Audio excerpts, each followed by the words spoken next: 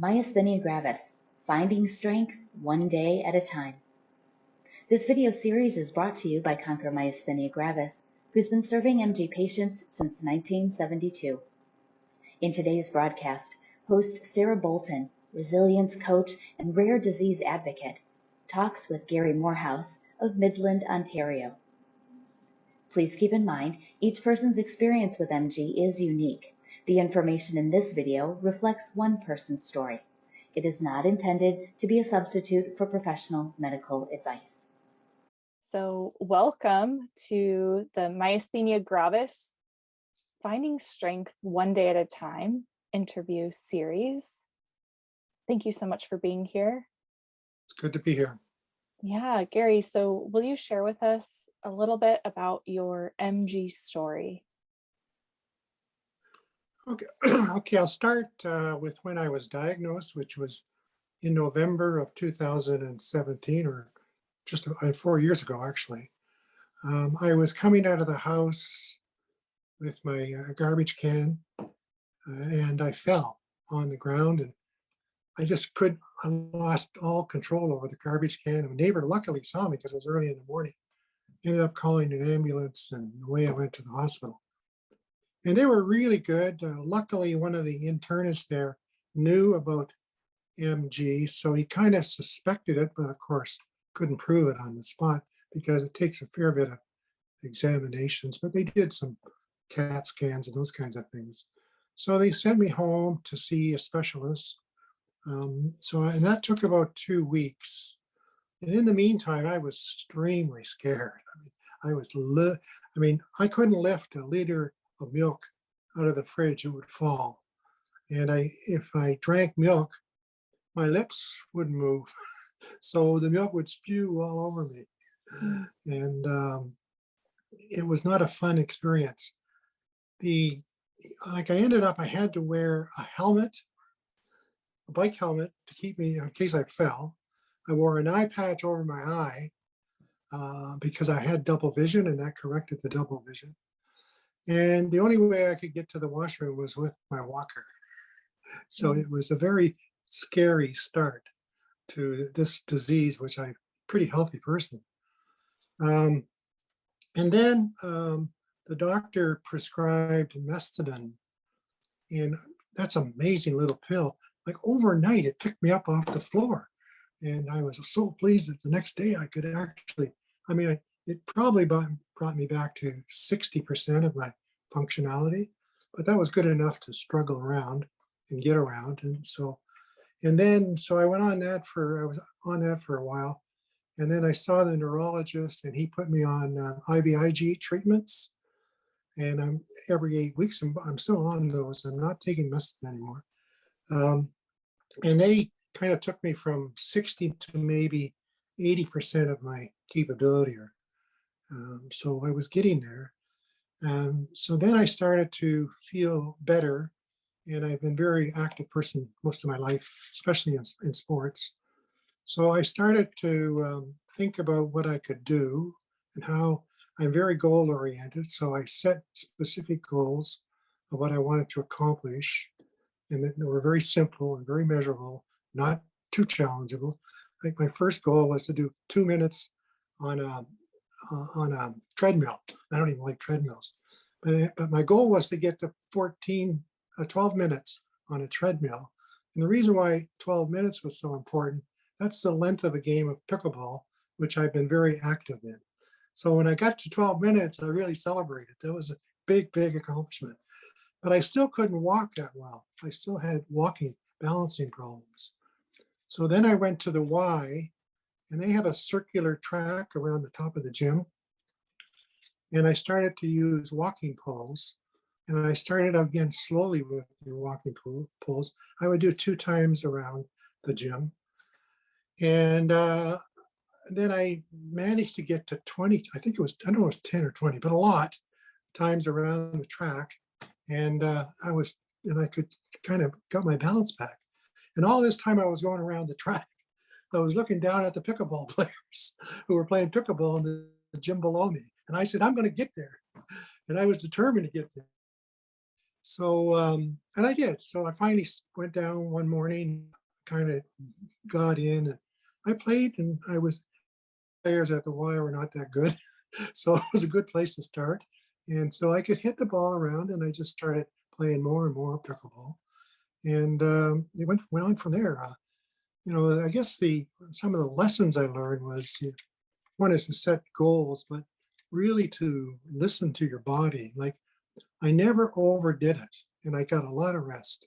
Rest is my friend, so I can get a lot of rest. But even if I'm playing pickleball, which I can play now competitively, I play 4 times a week, 2 hours nonstop, but basically nonstop.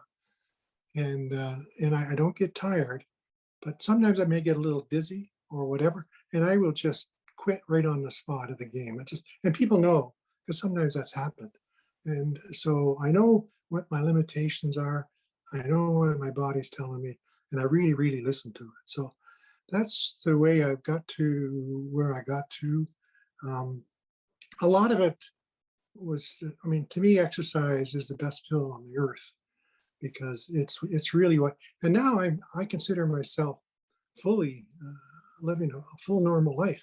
I do everything I did before, and I'm playing competitive sports. It's not just.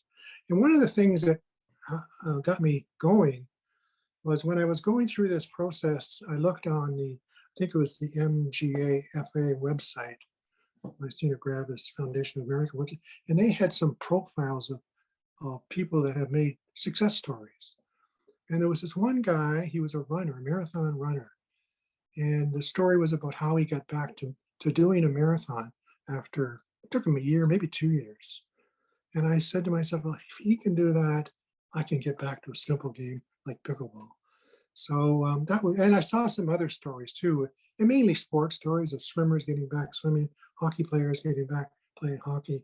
And I said, this is not, this is doable. And I made it doable. And I'm enjoying life now as much as I can. That's, Yeah. yeah, Thank you so much for sharing your story. yeah. Yeah. For all of those who maybe have just been diagnosed with MG, what would you say to them? What kind of advice did you wish you had when you were Well, diagnosed? there's two things. I just have been part of research. It wasn't as positive as I thought, but it was on exercise. But one of the things it said is that exercise does not hurt people with MG. So you got to if you exercise, it means it's not going to make things worse.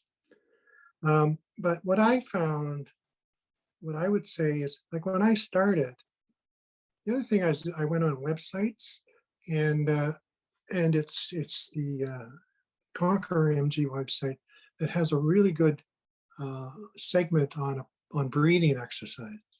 Mm. And I went and I looked at that, and I use that today. I find that's really helpful, and it's not high impact, right? It's a breathing exercise, and I think just keeping it simple. I'm no doctor and I'm no physiotherapist. It's just been my personal experience and determination to make it happen. And I think it's, most people can, there is, of course, with MG, everybody is different. And so they get affected a little bit differently. But I'm also the moderator of a MG website in Canada. And I, of course, talk a lot about exercise. And I hear people trying it, and some are saying, no, I tried it and I fall down and I get up and I try it again. And I have to be very cautious and make a disclaimer that I'm not the doctor, but here's what I would try. And they've come back and said, hey, this is starting to work for me. So it is doable. Can get better. And it's been 4 years for me, but I was I was very lucky because I've also been involved with some people. They don't get diagnosed for like a year later or months later. And I had, for a small community, I had people that knew about myasthenia gravis and treated it very quickly.